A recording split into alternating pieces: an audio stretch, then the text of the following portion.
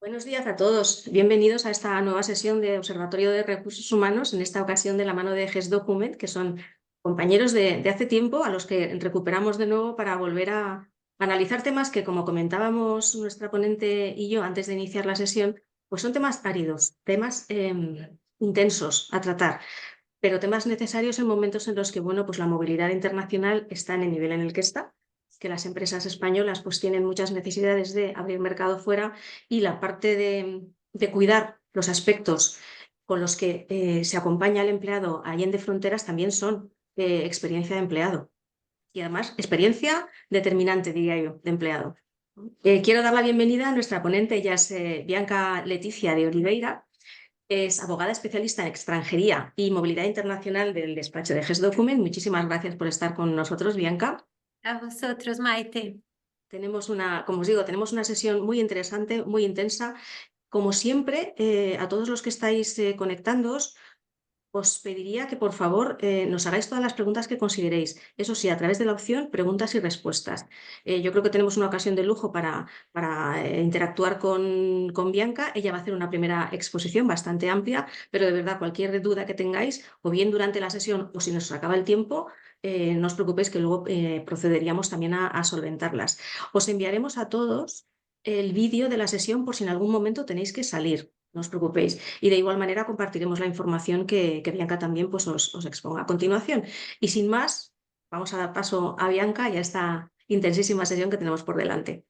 Maite, muchísimas gracias por la presentación. Como estábamos hablando, vamos a tocar aquí en unos temas muy delicados, pero también muy interesantes. Voy a intentar que sea entretenido, ¿vale? A pesar de que, como hemos dicho, son temas un poco complejos, pero estamos aquí también posteriormente para solucionar cualquier duda que tengáis. Entonces, si os habéis quedado con alguna duda sobre el contenido que vamos a tratar, tenéis la oportunidad de hacer las preguntas al final. Y obviamente, si no nos da tiempo a contestar todas las preguntas, pues de escribirnos por correo para que podamos hacer también pues un asesoramiento un poco más especializado, ¿vale? Sé que tenemos aquí a muchos compañeros que también trabajan con este departamento de movilidad internacional. Tenemos aquí algunas empresas dedicadas a temas de recursos humanos y bueno, sobre todo mucha gente interesada en saber un poco más sobre el mundo de la movilidad internacional. Entonces, ya no me voy a extender mucho. Empiezo explicando un poquito cómo vamos a dividir nuestra presentación. Vamos a tratar aquí 4 áreas principales, que es el apartado migratorio, laboral, seguridad social y fiscal. Dentro del área migratorio, vamos a ver cuándo es necesario solicitar un visado de trabajo y cuándo no. También vamos a hacer una distinción sobre cómo se da esta operativa en el ámbito de la Unión Europea y en el ámbito de países terceros, analizando aquí algunas diferencias. Luego vamos a pasar al análisis laboral, en el cual vamos a analizar qué pasa con el contrato en los casos de movilidad internacional. Vamos a analizar cuál es la legislación aplicable y también cuáles son las obligaciones que tienen los empleadores al momento de desplazar a trabajadores. Vamos a adentrar también en el apartado de seguridad social, en el cual vamos a analizar los países con los cuales España tiene convenio en materia de seguridad social internacional y los países con los que no tiene y también las implicaciones que hay en cada uno de estos dos escenarios.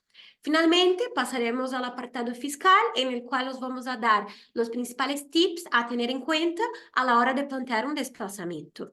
Bueno, empezamos por la parte migratoria y yo he optado por empezar por esa parte y quiero que tengáis presente esa información porque es muy importante y es porque el apartado migratorio, el planteamiento que aplicamos a nivel migratorio puede tener un impacto muy relevante en las otras áreas, ¿vale? Sobre todo en lo que se refiere a la parte laboral y también a la parte de seguridad social. Ya os voy a explicar más adelante ¿por qué? Ya os voy a dar también aquí algunos ejemplos prácticos, ¿vale? Pero os voy a justificar por qué hemos decidido empezar por este apartado.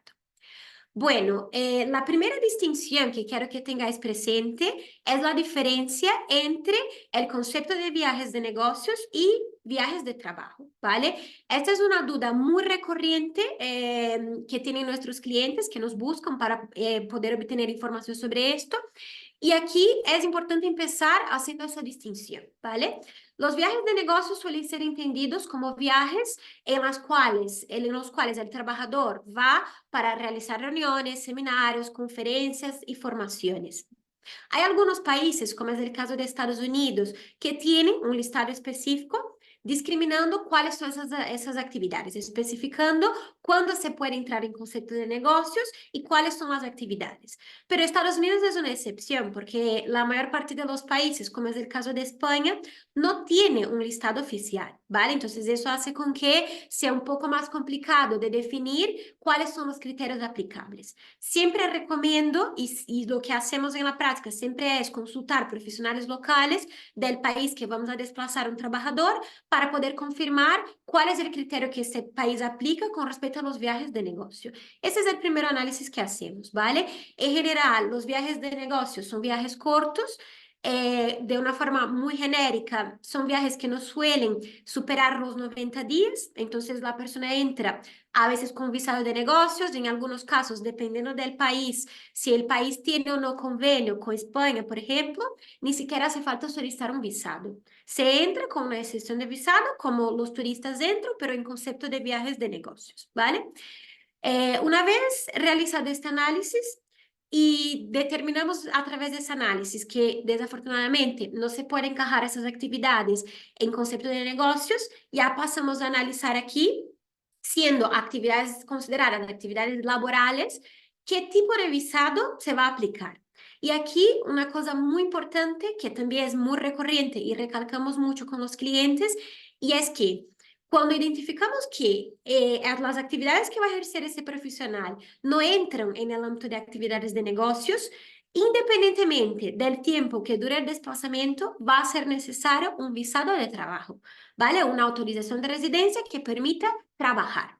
Entonces, eso es muy importante porque muchos clientes vienen y nos dicen, pero voy a enviar a esos trabajadores van a estar realmente trabajando, a veces van a estar trabajando en obras y bueno, hay muchas casuísticas, pero son solo por 2 semanas, es que yo no quiero solicitar un visado por 2 semanas. Pues bien, si entendemos que esas actividades son trabajo y no entran en ese concepto de negocios, hay que solicitar independientemente del tiempo, ¿vale?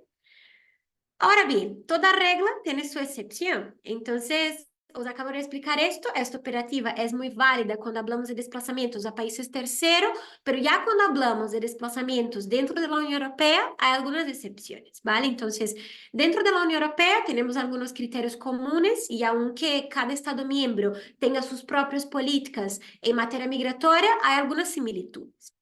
En el ámbito de la Unión Europea, cuando estamos hablando de profesionales que son desplazados desde un Estado miembro hacia otro Estado miembro, aquí, si esos desplazamientos son inferiores a 90 días, no hará falta solicitar un visado de trabajo, no hará falta realizar ningún procedimiento a nivel migratorio. Ahora bien, si esos desplazamientos superan los 90 días, en este caso sí habrá que realizar un procedimiento migratorio.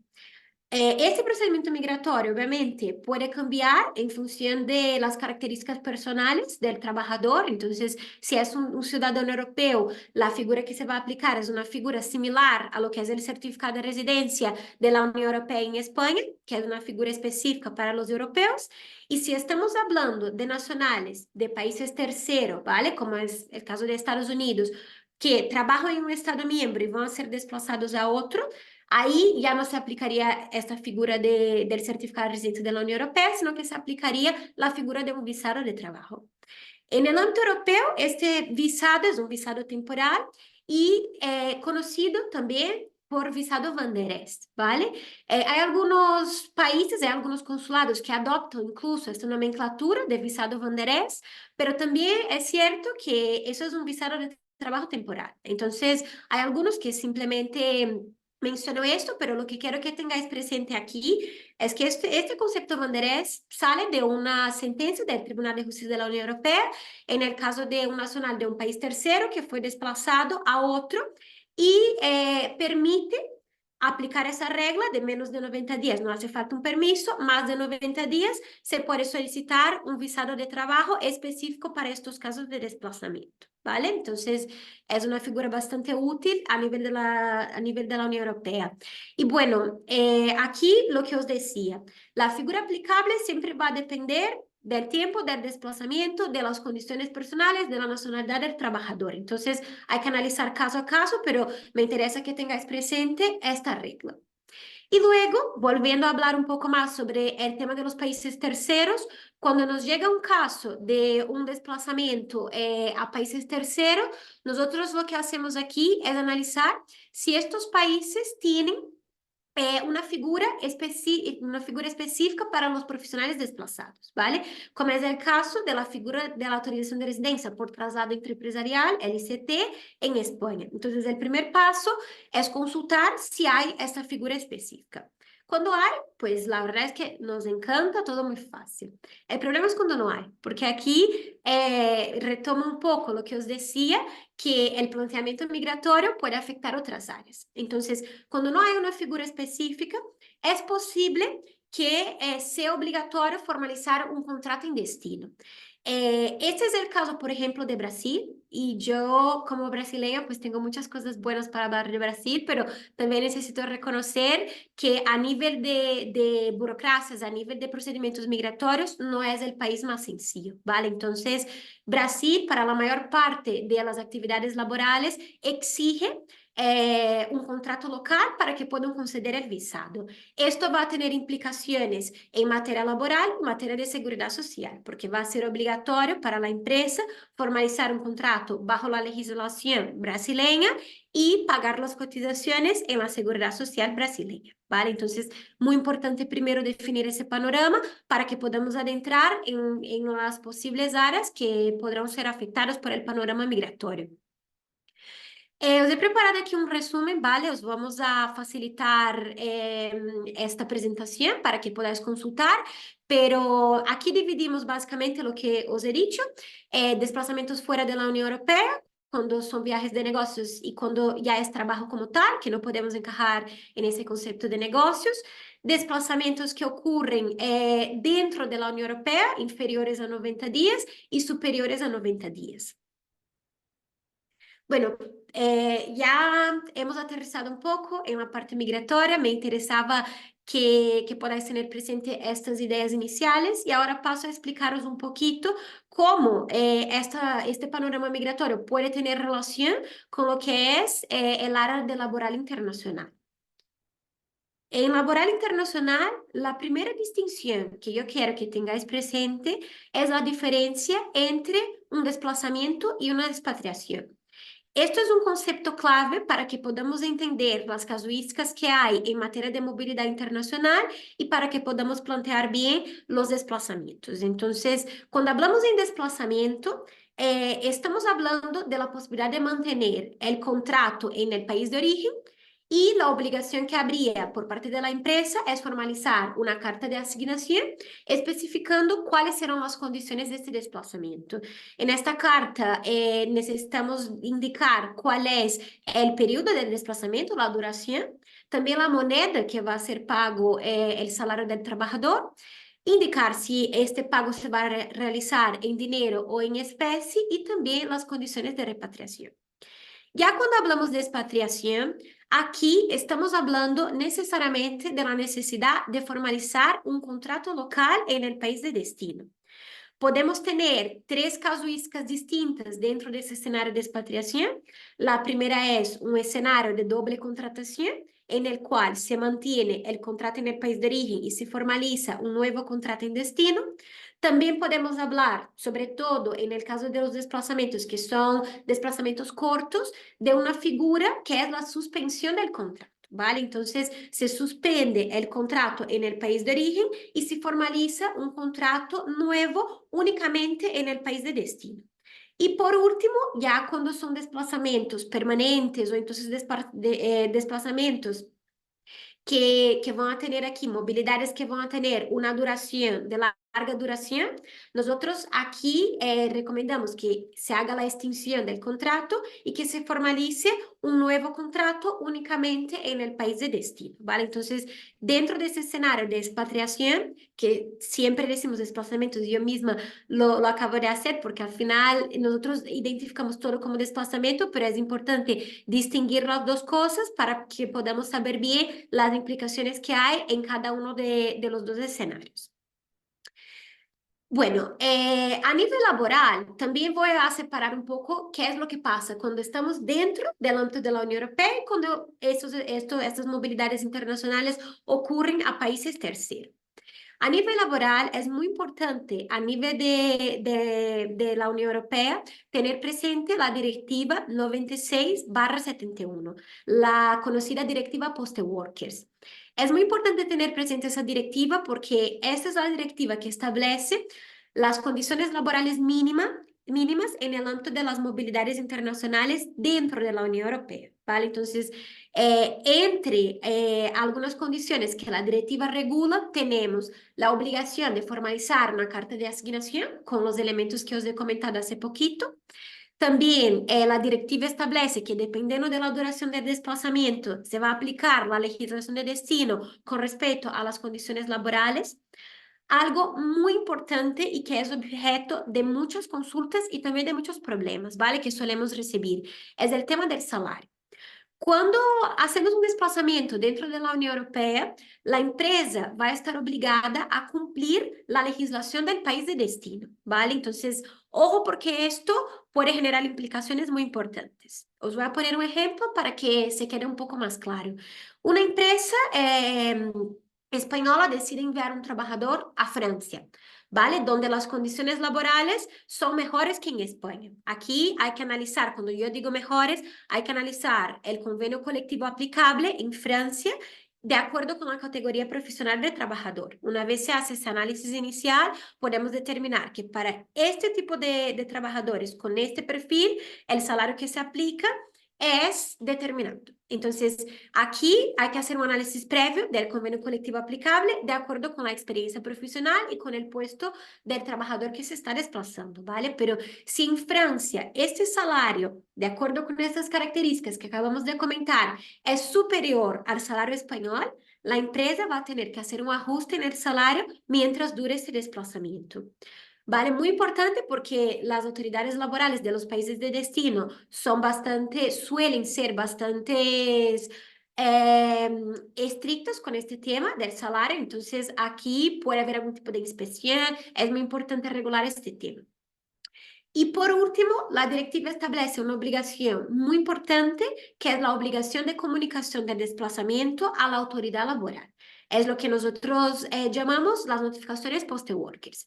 Muy importante que cuando un trabajador pisa en otro país de la Unión Europea en el ámbito de un desplazamiento, la empresa comunique la autoridad laboral de ese desplazamiento, ¿vale?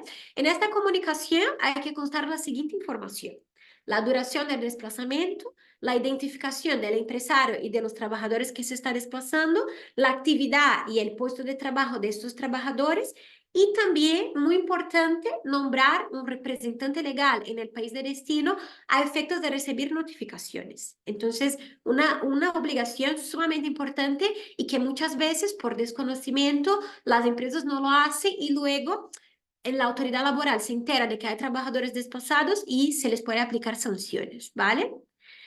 Bueno, ya cuando hablamos de países terceros, tenemos que hacer esa distinción que os he comentado, ver bien cómo se va a estructurar esto, si al final se va a mantener una doble contratación, si se va a mantener una contratación exclusivamente en destino, y qué va a pasar al final, ¿no? Entonces, cuando hablamos de países terceros, tenemos esas tres casuísticas: desplazamientos, cuando se mantiene la legislación de origen, siempre y cuando sea la más beneficiosa, cuando se hace una contratación local, y exclusivamente en local, cuando se va a aplicar únicamente la legislación del país de destino.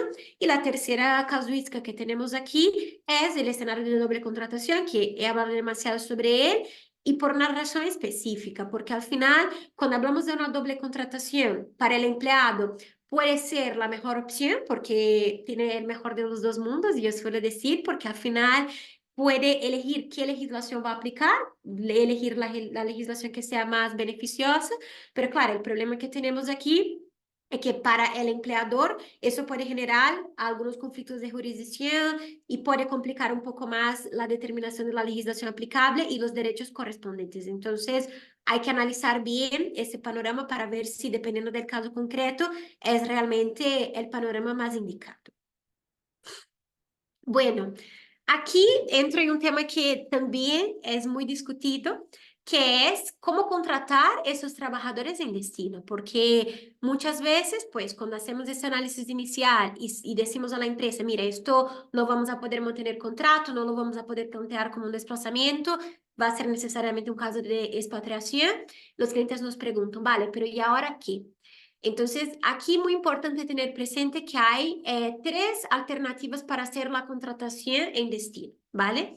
La primera que solemos analizar y recomendar cuando es posible es la contratación a través de una sucursal local. Entonces, hablamos con los clientes para ver si hay esta posibilidad, si los clientes tienen ya presencia en el país al cual van a desplazar estos trabajadores para que se contrate localmente. Ni siempre hay. Entonces, cuando hay, pues se simplifica mucho, pero la clave aquí y el reto que tenemos es cuando no hay presencia de la empresa en el país al cual quieren desplazar a estos trabajadores. Entonces, aquí siempre analizamos la posibilidad de que la empresa se registre en el país de destino, no necesariamente tiene que abrir una sucursal, se puede registrar como una oficina de representación, o más bien, dependiendo de las funciones del empleado y también dependiendo un poco aquí del proyecto que están realizando, como un establecimiento permanente, ¿vale? Esto ya entramos aquí en un análisis fiscal que solemos recomendar previamente para poder determinar cuál es la estructura aplicable, ¿vale? Y de una forma muy resumida, en el caso de la oficina de representación, no hay obligaciones fiscales para la compañía en destino y en el caso de establecimiento permanente puede haber. Entonces, muy importante que la decisión de la estructura que se va a aplicar en destino venga junto con un análisis previo en materia fiscal para evitar aquí cualquier problema en este nivel, ¿vale? Ahora bien, una otra alternativa que los clientes también nos preguntan mucho, pero que hay que analizarla con mucho cuidado, es la posibilidad de contratación a través de un Employer of Record. El Employer of Record básicamente es una empresa tercera ajena a la relación laboral que contrata a este trabajador y se hace cargo de cumplir todas las obligaciones en materia de seguridad social, en materia de nóminas en el país de destino. ¿Por qué os digo que hay que tener muchísimo cuidado? Porque el Employer of Record no es una figura regulada en todos los países, incluso hay países en los cuales esta figura es ilegal, ¿vale? Entonces, en el caso de España, por ejemplo, solo se admite el Employer of Record en los casos muy específicos de empresas temporales, empresas de trabajo temporal. No obstante, fuera de este contexto, el Employer of Record puede caracterizar cesión ilegal de trabajadores y de caracterizarse cesión ilegal de trabajadores, podemos estar hablando aquí tanto de la aplicación de sanciones a nivel administrativo como también de sanciones a nivel penal. Entonces, es muy importante porque dependiendo de la forma como se caracteriza la relación con el Employer of Record, pues se puede considerar incluso un delito, ¿vale? Entonces, es bastante importante tener esa información presente. La posibilidad del Employer of Record existe en algunos países, no obstante, antes de optar por esta alternativa, hay que analizar si esta figura es legal, si esta figura tiene la regulación correcta. Bueno, aquí también os he preparado un resumen, vais a tener acceso a eso después, pero quería también distinguir un poco cómo son las obligaciones laborales cuando hablamos de desplazamientos a países terceros, tener muy clara la diferencia entre una expatriación y un desplazamiento, y en los casos de expatriación, pues decidir un poco aquí si se hace la extinción, suspensión o doble contrato, ¿vale? Y en los casos de desplazamiento, un poco más sencillo, porque la obligación que hay es simplemente de hacer una carta de asignación. Y dentro de la Unión Europea, pues también puede haber estos dos escenarios de desplazamiento y expatriación. También podemos hablar de una empresa que decide cortar la relación con el trabajador, suspender y contratarlo localmente, aunque esté dentro de la Unión Europea, esa es una opción. a los desplazamientos más cortos no suele ser la opción que recomendamos, pero a veces por políticas internas de la empresa o lo que sea, optan también por la expatriación. Y la opción del desplazamiento, que es la más recomendable siempre y cuando atenda a los intereses de la empresa, obviamente, que también hay que hacer aquí una carta de asignación. Bueno, ya hemos hablado de 2 temas, nos quedan 2. Voy a pasar ahora a comentaros un poquito sobre seguridad social internacional. En el ámbito de la seguridad social, vais a ver que hay mucha relación con los 2 temas que hemos hablado anteriormente. Están todos relacionados, ¿vale? Y os voy a explicar un poquito algunas cosas que yo he ido diciendo a lo largo de esta presentación, van a tener un poquito más de sentido ahora. Pues mira, en el ámbito de la seguridad social, la primera pregunta que nos tenemos que hacer es, ¿en qué país debemos cotizar? ¿Vale? Y aquí, como una regla, se va a cotizar en el país donde el trabajador ejerce presencialmente sus actividades. Ya tenemos aquí algunos cambios, ya estamos como flexibilizando un poco ese criterio con el tema del teletrabajo internacional, pero esta sigue siendo la regla para poder determinar la legislación aplicable. Como toda regla tiene excepciones y tenemos que hablar de ellas, pues os voy a explicar un poco aquí las principales casuísticas que tenemos y cómo solemos dividir el panorama de seguridad social. Entonces, aquí también hay una segunda regla, que es la regla de que solo se puede cotizar en un único estado, ¿vale? Entonces, aquí vamos a trabajar en base a 3 escenarios. El primero de ellos, la movilidad dentro de los países de la Unión Europea. Ya habéis visto por el apartado migratorio y también por el apartado laboral que, aunque los países de la Unión Europea, insisto, tengan sus propias políticas internas, hay algunos criterios comunes, hay algunas directivas que se aplican a nivel europeo, por lo que tiene sentido aquí también analizar el tema de seguridad social en base a estas directivas y reservar un espacio específico para lo que son los desplazamientos dentro de la Unión Europea. Luego vamos a pasar a los países terceros y aquí vamos a dividir en 2 categorías. Los países con convenio en materia de seguridad social y los países sin convenio. En el caso de la Unión Europea, el instrumento que necesitamos tener presente es el reglamento de la Unión Europea 883/2004, que es el reglamento de seguridad social y que regula a nivel de seguridad social los desplazamientos dentro de la Unión Europea.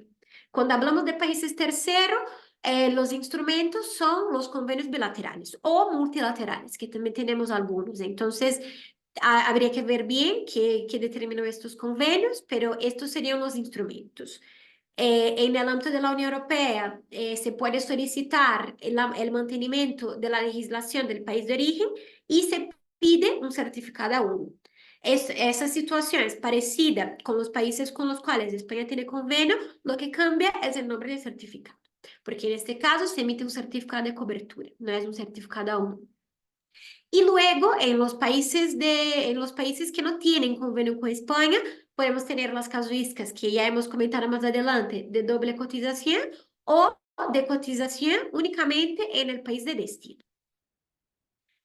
Voy a entrar aquí un poco más en detalle porque es un tema importante y os quiero explicar un poco mejor cómo funciona la emisión de este certificado A1 dentro de la Unión Europea, ¿vale? El certificado A1 se puede basar la solicitud de aplicación de la legislación del país de origen en 3 supuestos, o mejor diciendo, en 3 artículos. El artículo 12 del Reglamento Europeo regula los casos de desplazamiento puro, ¿vale? Es decir, un trabajador que va desplazado de un Estado miembro a otro Estado miembro y que va a estar únicamente en un único Estado miembro por un periodo que no sea superior a 24 meses, aunque sabemos que este periodo se puede prorrogar hasta 5 años, ¿vale? Esta posibilidad y esta casuística viene regulada por el artículo 12, pero no es la única regulada por el Reglamento Europeo en materia de seguridad social. La segunda, que viene regulada por el artículo 13, es la situación de los trabajadores multistate, ¿vale? Los trabajadores multistate son los trabajadores que realizan actividades en más de un Estado miembro a la vez, ¿vale? Entonces, es el caso de un trabajador que está contratada en España, pero que en razón de sus actividades laborales en España necesita desplazarse a Francia, Bélgica, Luxemburgo. Este trabajador va a tener que pedir un certificado mencionando todos los países en los que realiza actividad a efectos de que se determine la legislación aplicable y una vez determinada esa legislación, se pueda también durante estos viajes y estos desplazamientos que este trabajador va a realizar, mantener la seguridad social en origen y también garantizar la cobertura durante estos viajes. Y por último, que aquí es un artículo muy interesante, ¿vale? Y algunos dicen que es un cajón desastre, porque el artículo 16 establece la posibilidad de aplicar la seguridad social del país de origen mediante un acuerdo bilateral entre los estados. Es así de genérico el artículo, ¿vale? Entonces, no especifica bien cuáles son las condiciones para que se formalice este acuerdo, no es muy específico, simplemente nos dice esto. En la práctica, ¿qué es lo que solemos ver? Y os voy a dar algunos ejemplos en los cuales ya hemos tenido casos que se han aplicado el artículo 16. El primero de ellos es cuando el desplazamiento ya va a tener una duración inicial superior al máximo permitido, que son 24 meses. Cuando el desplazamiento ya va a superar desde el inicio los 24 meses, se puede pedir el A1 en base al artículo 16, pidiendo que los estados se pongan de acuerdo para poder emitir ese certificado, ¿vale? Entonces, esta suele ser una casuística muy común. Luego, hay un caso muy interesante que hemos tenido que era de una empresa que es una multinacional que opera en varios países de la Unión Europea y que por políticas internas había decidido enviar un trabajador de la sucursal española a la sucursal alemana, pero querían hacerle un contrato local en Alemania. Por políticas internas de la empresa, hemos intentado justificar, hemos intentado decirles que nuestra recomendación era mantener el contrato en España y ellos nos han dicho, mira, vamos a hacer el contrato en Alemania, pero queremos intentar pedir aquí la aplicación del artículo 16 y que nos permita mantener la cotización en España aunque tenga un contrato en Alemania.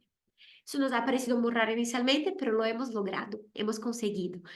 A través de este acuerdo, la legislación, la Seguridad Social ha determinado que la legislación aplicable iba a seguir siendo la española, aunque el contrato fuera en Alemania, porque se podía demostrar en este caso que este profesional estaba siendo desplazado a Alemania a servicio de la empresa española y bueno, había aquí muchos elementos. No es un caso muy típico, todo al contrario, pero también un poco para que podáis entender un poquito sobre la aplicación de este artículo, que no es tan sencilla. Y bueno, ya aquí, aunque nuestro webinar no sea sobre teletrabajo, que hemos hecho algunos específicos sobre este tema, y es un tema que da como para muchos webinars, porque es un tema muy polémico, no podíamos hablar de seguridad social sin mencionar algunos cambios importantes que hemos tenido en materia de teletrabajo internacional, ¿vale? Entonces, aquí os quero comentar um pouquinho sobre a nota orientativa de teletrabalho, a nota 137 de 2023, que basicamente establece a possibilidade de mantenimento da legislação do país de origem em los casos de teletrabalho transfronterizo, sempre e quando o tempo que a pessoa vai passar em outro país não alcance mais de 50% de sua jornada. Então, é realmente una nota que viene para flexibilizar un poco los criterios que teníamos, ¿vale? Porque aquí para daros un poquito de contexto, nosotros teníamos antes, en el inicio, una distinción muy clara entre desplazamientos y teletrabajo. No se permitía dar a las situaciones de teletrabajo el mismo tratamiento del desplazamiento, por lo tanto, incluso dentro de la Unión Europea no se aplicaba el artículo 12 del reglamento europeo a estos casos, pero esto está cambiando, ¿vale? Entonces, antes teníamos, el teletrabajo entraba más, de acuerdo con esa distinción que os he explicado sobre desplazamiento y, desplazamiento y expatriación, el teletrabajo entraba más en lo que es la casuística de la expatriación, porque se exigía hacer las cotizaciones en el país de origen y un contrato local en el país de destino, perdona, para poder cotizar en el país de destino. Entonces, no se permitía a estos casos mantener mantener las cotizaciones en origen y emitir un A1. Ahora, eso no es lo que estamos viendo. La mayoría de los países de la Unión Europea sí que están emitiendo A1s para los casos de teletrabajo internacional y están permitiendo que se mantenga la legislación de origen en estos casos, ¿vale? Obviamente, siempre y cuando esta situación de teletrabajo sea una situación temporal que cumple los requisitos para el desplazamiento. Bueno, aquí, ya que hemos empezado a hablar de teletrabajo, también os voy a comentar un poco sobre lo que vemos en el caso de los países terceros, porque la casuística es distinta dentro de la Unión Europea. Dentro de la Unión Europea, lo que estamos viendo hoy es que sí están equiparando la figura del teletrabajo internacional a la figura del desplazamiento y están emitiendo a unos. Pero en el caso de los países terceros, esto no es así. Aquí tenemos un ejemplo muy claro y muy comentado, que es el tema de Estados Unidos. Estados Unidos no está emitiendo los certificados de cobertura a estos casos de teletrabajo internacional, aunque tenga un convenio en materia de seguridad social con España, lo que implica que los teletrabajadores que estén en España trabajando van a tener que cotizar aquí. Y obviamente esto implica todo un tema legal para la empresa, que va a tener que registrarse aquí en el caso de que no tenga presencia, que va a tener que pagar la seguridad social aquí. Entonces, bastante importante ver con detalle y con cuidado el tema del teletrabajo internacional, porque pensábamos cuando nos han aprobado el visado y seguramente hay compañeros aquí que comparten la misma opinión, cuando nos han regulado la figura del visado de teletrabajadores internacionales, pensábamos que iba a ser muy sencillo, que íbamos a poder regularizar varios nómadas digitales que estaban en España, pero en realidad, por este tema en concreto de la seguridad social, no fue así. Porque lo que está pasando es que muchas veces las empresas están teniendo que registrarse aquí y pagar la seguridad social de esos teletrabajadores aquí en España. Bueno, ya no hablo más sobre teletrabajo, volvemos aquí a lo que es el enfoque de nuestro webinar y os voy a comentar aquí sobre la casuística de los países que tienen convenio en materia de seguridad social. Aquí hay que analizar bien qué es lo que determina este acuerdo, qué es lo que determina el convenio, porque cada convenio tiene su propia regulación, sus propias condiciones.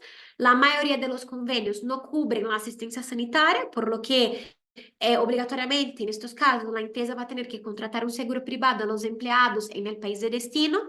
Y aquí el tiempo del desplazamiento, el tiempo que se va a permitir mantener la legislación, ya no son los 24 meses como ocurre dentro de la Unión Europea, que es unificado, 24 meses prorrogables hasta 5 años. Aquí lo que pasa es que va a depender de lo que diga el convenio, ¿vale? Entonces hay convenios que tienen una duración de 5 años, hay convenios que admiten prórrogas, otros no. Entonces hay que ver bien qué es lo que dice el convenio. Al día de hoy, España tiene 26, tiene acuerdos en materia de seguridad social con 26 países. Os he puesto aquí cuáles son los países con los cuales España tiene convenio, ¿vale? Muy importante que siempre que se vaya a plantear un desplazamiento a estos países, se revise el convenio para tener presente cuáles son las condiciones aplicables, porque esas condiciones varían, como ya os he comentado. Y bueno, el último escenario, y aquí vengo con un poco más de detalle, es el escenario de los países sin convenio, ¿vale? Entonces, ya os he dicho que cuando no hay convenio, podemos plantear dos alternativas. Doble cotización, mantener las cotizaciones en España y también cotizar por el empleado en el país de destino, o suspender, extinguir la relación laboral, dar de baja en la seguridad social, dejar de pagar las cotizaciones aquí y cotizar únicamente en destino. En los casos en los que la empresa opta por esta segunda opción, decide extinguir, suspender la relación laboral y producir la baja en la seguridad social española, puede ser una solución bastante interesante para las empresas para evitar doble cotización, pero obviamente para los empleados eso puede generar un impacto en materia de seguridad social de cara a beneficios futuros, como es el caso de la jubilación.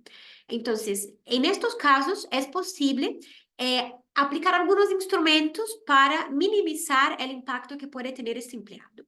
Uno de ellos es el convenio especial. El convenio especial lo que permite es que el empleado, por su propia cuenta, formalice con la seguridad social un acuerdo a través del cual él decide él mismo pagar sus cotizaciones ante la seguridad social española. La empresa le da de baja, pero él tiene un plazo de 3 meses para que esto se aplique con fecha retroactiva y de hasta un año. Después de pasados los 3 meses, el convenio pasa a tener efecto cuando se presente, hasta un año después de la baja, para poder recurrir a la Seguridad Social y pedir a la Seguridad Social que siga pagando las contribuciones, ¿vale? Entonces, la figura del convenio especial es una figura que ya existe algún tiempo pensada para estos supuestos, para que los trabajadores expatriados no tuviesen este impacto y este prejuicio. Entonces, es una figura que ya la tenemos desde hace mucho, pero claro, aquí viene una figura nueva, ¿vale? Una figura muy interesante que al final nos ha permitido ampliar un poco más el alcance y garantizar un poco más de protección a los empleados expatriados que dejan de cotizar en España.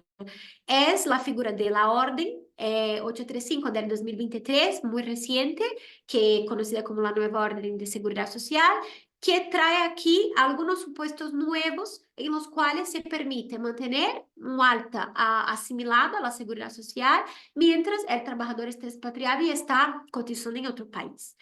La primera casuística que esta orden regula es el caso de los desplazamientos que ocurren a países con los cuales España no tiene un instrumento en materia de seguridad social, que es lo que os decía ahora. Esta es la casuística que acabamos de estudiar. Entonces, se permite en estos casos que se mantengan las cotizaciones aquí. Ahora, quiero hacer un hincapié con el tema del convenio especial, porque el convenio especial ya existe desde hace mucho, pero lo que distingue el convenio especial de esta nueva orden es que el convenio especial lo tenía que formalizar el propio empleado y la nueva orden no. La nueva orden permite que las empresas sean las que sigan pagando la seguridad social aquí.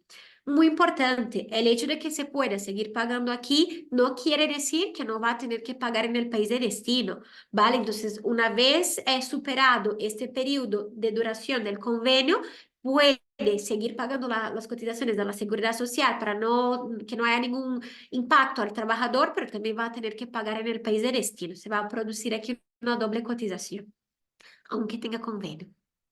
Y bueno, la segunda casuística es la casuística de países con los cuales España tiene un instrumento en materia de seguridad social, pero ese instrumento no se aplica. Un caso muy típico son los convenios que se aplican exclusivamente a los nacionales, como por ejemplo el convenio de seguridad social entre España y México, que se aplica solo a españoles o a mexicanos. Eso significa que un trabajador de Reino Unido contratado por una empresa española no se va a poder desplazar a México con certificado de cobertura, porque no se le va a aplicar el convenio, lo que implica que ese trabajador va a tener que cotizar en México, ¿vale? Entonces, aquí se permite mantener las cotizaciones, en este caso en España, para que no haya ningún problema para ese trabajador de cara a beneficios futuros. Bueno, la tercera casuística que regula la nueva orden es cuando hay un instrumento aplicable, pero ya se agota el periodo total de desplazamiento. Entonces, ya os he adentrado un poco en este tema. En el caso de Estados Unidos, por ejemplo, tenemos un convenio con una duración de 5 años que pueden ser prorrogables por 2 años más. Si se agota este periodo, se puede mantener las cotizaciones aquí en España, pero obviamente también va a tener que cotizar en Estados Unidos, como ya os comentaba. Y por último, la cuarta casuística que tenemos aquí es la casuística de los desplazamientos, donde hay un instrumento en materia de seguridad social, pero ese instrumento no contempla los casos de desplazamiento. Esta casuística es la excepción porque la mayor parte de los convenios contempla las situaciones de desplazamiento, pero bueno, es una seguridad que nos trae la nueva orden también para estos casos. Aquí también otro resumen para que podamos tener muy presentes los puntos claves en materia de seguridad social. Entonces, cuando hablamos de desplazamientos dentro de la Unión Europea, hay que solicitar siempre el certificado A1, ¿vale? En lo que se refiere a la asistencia sanitaria dentro de la Unión Europea, en los desplazamientos que ocurren dentro, se puede tener la asistencia sanitaria, se puede trasladar la asistencia sanitaria. Aquí hay 2 formas de hacer esto. Cuando los desplazamientos son inferiores a 90 días, se lo puede hacer a través de la tarjeta sanitaria europea para los desplazamientos cortitos temporales. Cuando estos desplazamientos ya superan el periodo de 90 días, hay que solicitar un certificado S1, ¿vale? Eso para poder tener acceso a la asistencia sanitaria en el país de destino. Y bueno, en los desplazamientos fuera de la Unión Europea se pide el certificado de cobertura a través del modelo TA300, que también se aplica para el A1, pero aquí también hay un formulario adicional que depende del país al cual se está desplazando. Y bueno, y a los países que no tienen convenio, pues tenemos que comunicar a la Seguridad Social de que esa persona va a estar desplazada y obviamente cotizar en el país de destino. Partimos a nuestro último tópico, el último análisis que vamos a hacer, que es con respecto al tema fiscal. El tema fiscal es muy delicado también cuando planteamos los desplazamientos, porque obviamente toca en algunos temas muy sensibles y es un tema que necesitamos analizar siempre las circunstancias personales del trabajador. ¿Vale? Porque esto puede cambiar mucho la aplicación, eso puede cambiar mucho todo el planteamiento realizado. Pero yo lo que quiero con este último tema que vamos a hablar es simplemente que sepáis, ¿vale? Cuando tengáis un caso de movilidad internacional, ¿cuáles son los puntos claves? ¿Qué es lo que hay que analizar desde la perspectiva fiscal? Y luego ya podemos analizar más en detalle de acuerdo con las circunstancias personales del trabajador, con las circunstancias específicas del desplazamiento, pero es bastante importante tener en cuenta los siguientes puntos.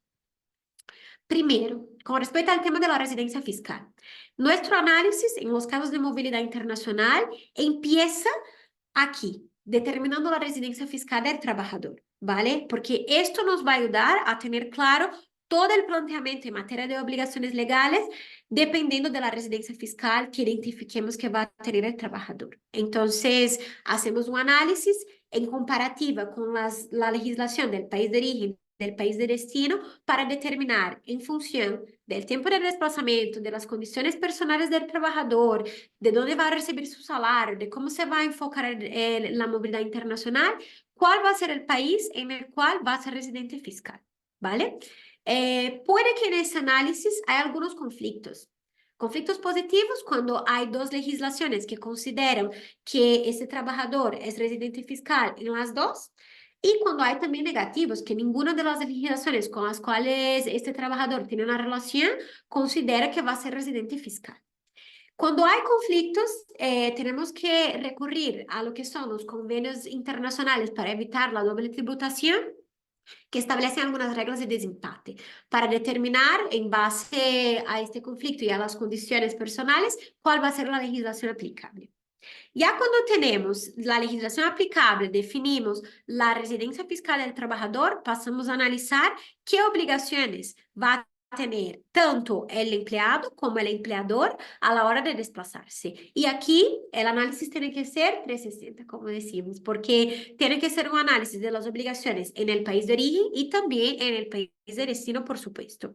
En el país de destino, más allá de analizar las obligaciones y de ver qué es lo que va a tener que hacer el empleado y el empleador, también analizamos los beneficios, porque hay muchos países que tienen algunas políticas en materia tributaria, en materia fiscal, más beneficiosas para los profesionales expatriados. Entonces, también hay que analizar, más allá de las obligaciones, los beneficios que este empleado puede tener. Y por último, determinar también todo el tema de retenciones. Entonces, dependiendo si va a ser residente o no residente, pues eso tiene un impacto muy importante en materia de retenciones. Hablando de retenciones, yo quiero hacer un breve hincapié con respecto al tema de las nóminas, ¿vale? Que no nos vamos a profundizar mucho en este webinar, pero quiero que tengáis presente tres cosas. Cuando hablamos de nóminas de profesionales desplazados, estamos hablando pues de tres figuras, ¿vale? Una nómina normal, cuando el trabajador va a tener únicamente un contrato en el país de destino, se finaliza la relación en el país de origen, va a tener una nómina en el país de destino, en esta nómina se va a pagar el salario exclusivamente, las retenciones en destino porque va a ser residente en destino y se hace todo en destino. Ahora bien, cuando tenemos casos de desplazamiento, cuando se mantiene el salario en un país y se hace en otro país alguna retención, pagos de seguridad social, tenemos que hablar de nóminas espejo. ¿vale? De shadow payroll. Porque la shadow payroll lo que es básicamente una nómina espejo que se hace en el otro país para determinar aquí las obligaciones, para poder aplicar retenciones y también para poder aplicar posibles pagos de seguridad social. Entonces, un ejemplo, ¿vale? Que yo sé que es un tema un poco aburrido, pero para aterrizar un poquito.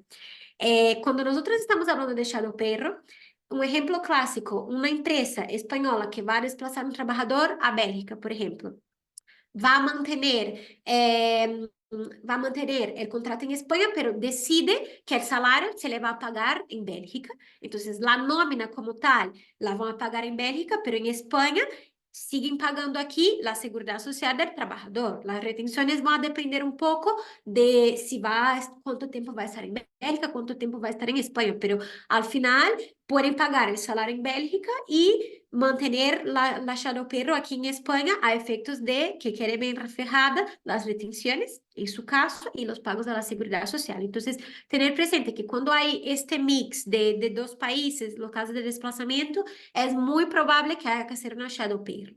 Y por último, hay muchos casos también aquí de split payroll, cuando el empleado dice, mira, yo quiero recibir parte de mi salario en un país, en la moneda local, y parte de mi salario en otro, porque tengo ahí algo interés de recibir y por evitar impacto económico, conversión de moneda, yo prefiero hacerlo así. Pues va a ser una nómina que el importe del salario va a venir dividido en dos nóminas y obviamente el tema de las retenciones y el tema de los pagos a la seguridad social va a depender un poco de la casuística y va a depender un poco de cuál va a ser el país de residencia fiscal, entre otras cosas, ¿vale? Pero que no podemos hablar de retenciones sin hablar de nóminas y sin hacer este hincapié con lo que son estos tres tipos de nóminas. Y bueno, os he hablado mucho de la parte teórica, a ver si podemos aterrizar un poco con el ejemplo de España, ¿vale? Entonces, un análisis, como poniendo un poco en la práctica cómo analizamos estos casos. En el caso de España, se aplica la regla de los 183 días, ¿vale? El criterio de residencia fiscal en España se determina en función de esta regla. Entonces, a principio, un empleado que pase más de 183 días en España va a ser residente fiscal aquí. Es muy importante hacer este análisis previo en los casos de desplazamiento, como os decía, para poder determinar las obligaciones que se van a aplicar. Entonces, cuando me llega un cliente español que va a enviar un trabajador, lo primero que yo pregunto es, vale, pero ¿cuánto tiempo va a estar?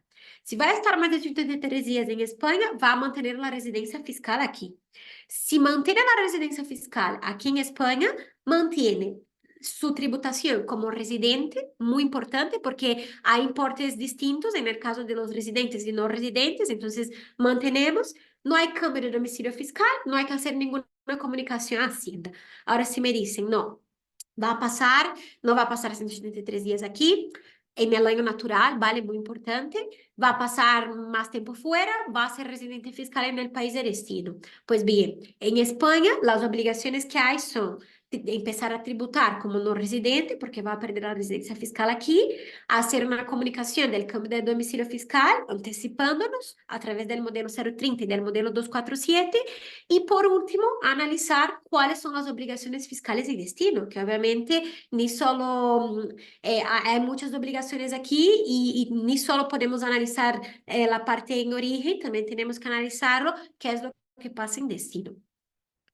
Pero bueno, sabemos que no solo de obligaciones vivimos y no solo se aplican obligaciones a los extranjeros, también queremos hablar aquí un poquito sobre los beneficios, ¿vale? También para poder aterrizar, trayendo un poco para lo que es la parte española, ¿vale? La legislación española, que es la que nosotros manejamos directamente.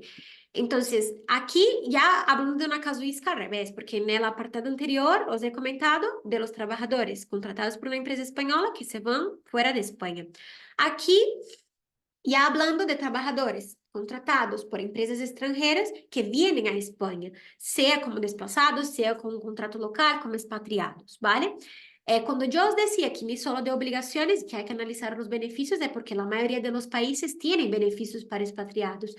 En el caso de España se aplica un régimen especial conocido como la Ley Beckham, que permite a los expatriados que vengan a España pues, y que no hayan sido residentes fiscales en los últimos 5 años, que también puedan demostrar que el traslado se justifica por una relación laboral, tienen algunos beneficios que les permiten, dentro de un periodo de 6 años, tributar en un porcentaje fijo de un 24%. ¿Vale? Hay un plazo para poder aplicar ese régimen, que es un plazo de 6 meses desde el alta en la Seguridad Social o desde la emisión del certificado de cobertura. Entonces es muy importante estar dentro de este plazo y básicamente el beneficio es este, que se puede tributar en un 24% durante un periodo de 6 años, ¿vale? A este porcentaje fijo es bastante atractivo, bastante beneficioso para los que vienen, entonces también tenerlo presente y en el caso de los que van, pues obviamente lo que os decía, analizar las políticas que hay en el país de destino. Bueno, aquí también, ¿vale? Tenemos un resumen, como os decía, cuando tenemos un caso de un desplazamiento de España hacia otro país, analizamos siempre aquí la aplicación del 030, del 247, cuando no pierde la residencia fiscal, también del CTP, para ver si podemos aplicar aquí alguna exención, ¿no? El régimen de excesos o el régimen de excesos también, que son cosas distintas del CTP del régimen de excesos. Y en destino, alta en la agencia tributaria en destino, la comunicación del cambio de domicilio fiscal, que también hay que hacerlo en destino, y obviamente las obligaciones correspondientes dependiendo del país y de acuerdo con la legislación local. Y bueno, os he traído un caso práctico, ¿vale? Para poder aterrizar un poco todo lo que hemos hablado aquí. Esta es la parte más entretenida y la parte que vamos a ver un poco más en la práctica, todo lo que hemos comentado.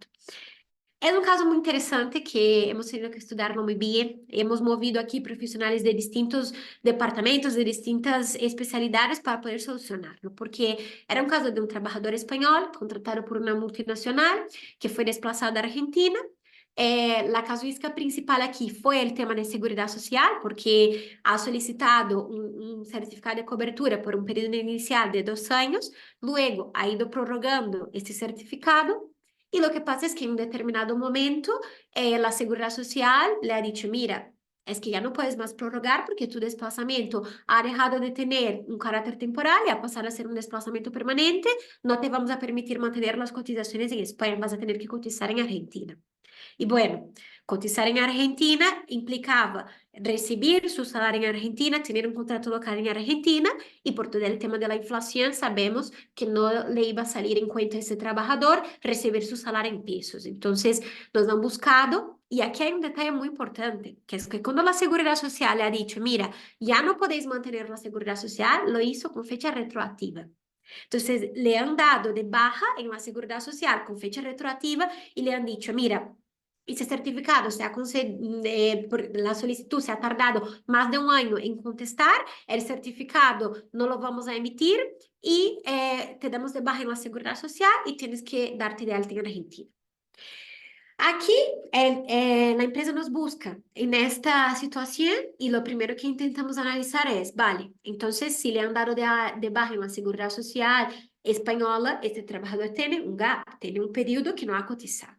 Primero que hacemos aquí, regularizar las prestaciones en la Seguridad Social argentina, porque hemos entendido que aquí, como la Seguridad Social nos había rechazado la prórroga y había dado de baja en el trabajador de oficio y con fecha retroactiva, teníamos que regularizarlo. Se ha pagado todas las prestaciones correspondientes a este periodo en la Seguridad Social de Argentina. En este entonces no existía la nueva orden que nos permite hoy seguir pagando las cotizaciones aquí. Entonces, claro, hemos tenido que regularizar exclusivamente en Argentina y el trabajador ha optado por regresar a España, porque lo que nos dijo aquí fue, mira, yo sinceramente no me conviene cotizar en Argentina porque voy a tener que recibir mi salario, que encima la legislación laboral de Argentina decía que había un porcentaje del salario importante que tenía que ser pagado en pesos argentinos, no se podía pagar en otra moneda y el trabajador ha regresado. Ya cuando tenemos información sobre esta nueva orden, que el caso de él se aplicaba en esta casuística tercera que os he comentado, de países con convenio con instrumento internacional, pero que ha superado el plazo máximo, les hemos vuelto a dar esa posibilidad, a contactar, les hemos explicado, mira, a partir de ahora podéis mantener las cotizaciones aquí y podéis enviarlo nuevamente a Argentina, pero obviamente pagando una doble cotización. Y así hemos resuelto el caso desde la perspectiva de la seguridad social, desde la perspectiva migratoria. Mientras teníamos esa decisión del trabajador ir y volver, el trabajador perdió su residencia en Argentina porque ya no tenía residencia continuada, volvió a España, pero seguía haciendo viajes de negocios, sabiendo que estos viajes estaban limitados a hacer reuniones, a hacer conferencias, tenía ahí alguna limitación para poder trabajar. Y bueno, desde la perspectiva fiscal, que también fue un punto que nosotros hemos analizado bastante en detalle, cuando regresó a España, dejó de ser residente fiscal en Argentina, ya llevaba ahí muchos años, ha vuelto a ser residente fiscal aquí. Comunicamos el cambio del domicilio fiscal, ha vuelto a tributar y luego ya ha vuelto nuevamente a Argentina y hemos tenido que hacer todo otra vez, 030, 247. Y bueno, así hemos solucionado el caso. Yo con este caso lo que os quería comentar, y os pongo aquí el resumen, con todas las obligaciones que hay en las 4 áreas que hemos comentado. Con este caso, básicamente, os quería enfatizar algo que ya he venido hablando durante el webinar, que siempre transmitimos a nuestros clientes, que es sobre la necesidad de analizar el tema de la movilidad internacional desde una perspectiva 360, que analice todos los aspectos y todas las implicaciones legales, tanto en el ámbito migratorio como en el ámbito laboral, seguridad social y fiscal.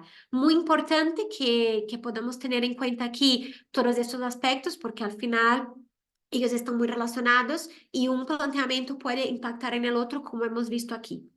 Aquí también siempre importante aplicar la legislación del país de origen en comparativa y en articulación con la legislación del país de destino, y garantizar aquí que se están cumpliendo todas las obligaciones administrativas, todas las obligaciones legales, para garantizar que la empresa no va a incurrir en ninguna sanción, porque las sanciones suelen ser bastante graves para estos casos de incumplimiento, y también para garantizar que el trabajador no va a tener un impacto en lo que se refiere a temas de seguridad social y a temas fiscal, porque puede un mal planteamiento de una movilidad internacional a nivel legal puede tener algunos impactos bastante importantes a nivel económico, tanto para el empleado como para la empresa. Entonces, recalcar aquí la necesidad de que se analice bien todos esos aspectos y que todos estén articulados, ¿vale? Y bueno, por fin os dejo aquí a algunos de los servicios que nosotros prestamos, cómo os podemos ayudar con eso. Si por la explicación que os he dado habéis tenido alguna duda, os habéis acordado de algún caso que igual se os ha escapado algo, nos podéis contactar, ¿vale? Aquí también tenéis mi correo. Me podéis escribir para que podamos hablar un poco más en detalle sobre este tema y que podamos hacer aquí un análisis más específico de cada caso, ¿vale? Os agradezco muchísimo por la atención. Espero que a pesar de complejo haya sido interesante y vuelvo a decir que estamos disponibles para aclarar cualquier duda. Muchísimas gracias. Muchísimas gracias a ti, Bianca. Yo decía que iba a ser intensa y ha sido muy, muy, muy intensa. Y tenemos muchas preguntas, Bianca. Yo creo que no nos va a dar tiempo a abordar todas porque ya es la hora y además es una hora compleja en la que la gente tiene un ratito nada más antes de irse a almorzar. Te voy a pasar algunas si te parece y no obstante el resto yo Claro. creo que las podemos incluso agrupar por temas y contestarlas, elaborar un pequeño documento y contestarlas después, ¿vale? Para abordarlas en condiciones. Voy a hacer alguna. A ver, mira, por ejemplo, a ver, aquí tengo, a ver, una. Este es de Victoria. Con visado interempresarial de tipo ICT, UE, emitida entre un tercer país y España, ¿se puede desplazar al trabajador desde España, por ejemplo, a Francia? Sí, se puede, y hay aquí una casuística muy interesante, ¿vale?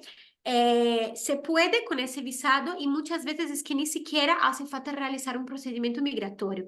Yo he tenido el caso al revés, ¿vale? Una persona con un ICT, en mi caso en Bélgica, un ICT UE, que quería venir a España para poder trabajar aquí. Entonces, analizando el tema, nos hemos enterado de que existe un procedimiento específico, ¿vale? Que hay que comunicarlo a la UGE, hay un formulario específico para hacer la comunicación, pero no es necesario solicitar aquí un nuevo visado de ICT, una nueva autorización de ICT, ni nada de eso. Es un procedimiento muy sencillo. Se rellena el formulario, se hace la comunicación a la UGE y con ello se considera cumplida la obligación. No implica un trámite adicional. Obviamente, cuando hablamos desde España hasta Francia, yo te puedo decir que es posible, pero que hay que analizar aquí ¿cuál es el procedimiento aplicable en Francia? Que obviamente Francia va a seguir esa instrucción, pero puede que la comunicación en Francia sea distinta de cómo es en España. Habría que analizarlo con un profesional local, pero te puedo decir que sí y que ya hemos tenido casuísticas similares. De acuerdo. Pregunta de Mercedes. ¿Es el Employer of Record una figura legal en España? No, este fue uno de los puntos de la presentación y que yo he recalcado. Yo soy muy intensa con este tema, Maite, porque a veces Mm, los clientes vienen con esta sí. alternativa, porque desafortunadamente hay muchas empresas que venden este servicio en España y que no hacen el correcto planteamiento legal. Entonces el cliente me dice, pero es que me están ofreciendo.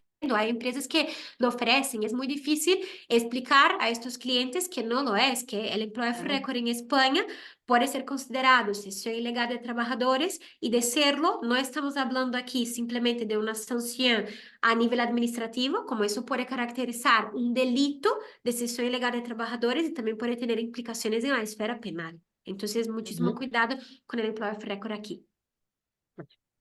Pregunta de Joseph.